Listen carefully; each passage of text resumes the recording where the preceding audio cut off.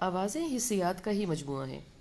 سنانا اور سننا، احساس نکال دیں تو سبھی ختم ہو جاتا ہے۔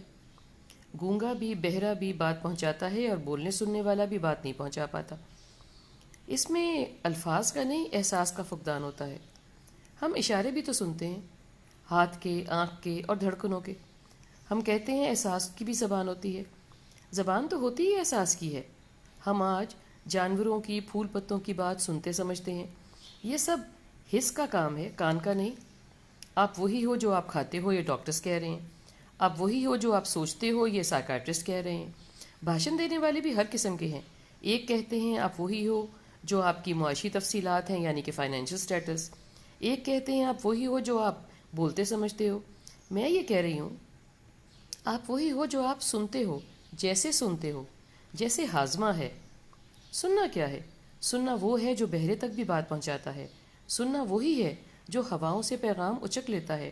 سننا وہی ہے جو دیوار پر دھیان لگا کر سمندر پار لوگوں کی گفتگو کو جامہ پہناتا رہتا ہے۔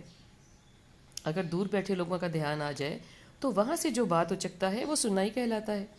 مگر آوازیں اچکنے میں حسیات مل کر ہی اس کو کامیاب بناتی ہیں۔ ہمارے سینسز کمزور ہوں تو ہم تک لفظ بھی پورے نہیں پہنچتے، اور بات تو ہے ہی سماعت کی، حس کی محتاج۔ حس کی سمجھ ہی اصل سمجھ ہے جو نہ بھی چاہیں تو بھی کام میں لگی رہتی ہے۔ سننا ایک حس ہے۔ ہم سننا محسوس کرتے ہیں، صرف کان سے نہیں۔ ہماری جست خاکی کے ہر روئے پر سینسرز لگے ہیں۔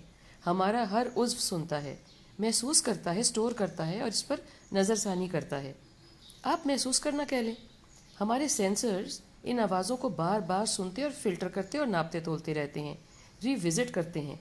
ہم آوازوں کو محسوس کرتے رہتے ہیں۔ بات کان کے رستے اندر جا کر وہیں ختم نہیں ہو جاتی، محسوس ہوتی رہتی ہے۔ کسی کی بات آواز کو رہنے دیں، خود کی آواز بھی ہم بار بار دیکھتے اور ناپتے ہیں، خوش ہوتے اور دکھتے رہتے ہیں۔ ہم تک بات کا احساس پہلے پہنچتا ہے اور بات بعد میں۔ پھر اس میں سے ہم جمع تفریق کرتے رہتے ہیں خود کی سمجھ اور حالات کے مطابق۔ دیکھیں نا، سب ایک سی بات سنتے ہیں اور کہتے ہیں نہیں نہیں، یہ کہا اور یہ نہیں کہا۔ کہا وہی ہوتا ہے، جیسے مثلاً جی آپ کون ہیں؟ ہر اس کے معنی خود کی حس کے مطابق نکالتا ہے۔ کوئی کہے گا یہ میرا نام پوچھ رہے ہیں، کوئی کہے گا یہ کہہ رہے ہیں آپ کہاں سے آ گئے، کوئی کہے گا یہ چاہ رہے ہیں میں چلا جاؤں، کوئی سمجھے گا یہ کہہ رہے ہیں کس کے ساتھ آئے ہیں۔ ہم آوازوں میں جواز ڈھونڈتے ہیں۔ ہم آوازوں کو ادھیڑتے ہیں، سیتے ہیں، رفو کرتے ہیں اور زندہ بھی کرتے ہیں۔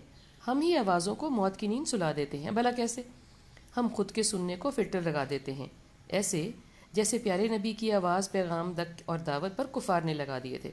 فلٹر لگ سکتے ہیں، فلٹر فائدہ مند بھی ہوتے ہیں، ظاہر ہے خود کی عقل اور سمجھ کے مطابق۔ ریسیور ہم جسم سے نکال نہیں سکتے، وہ ہم میں اللہ نے گون دیے ہیں، یہ صحیح اور غلط کی پہچان کراتے ہیں۔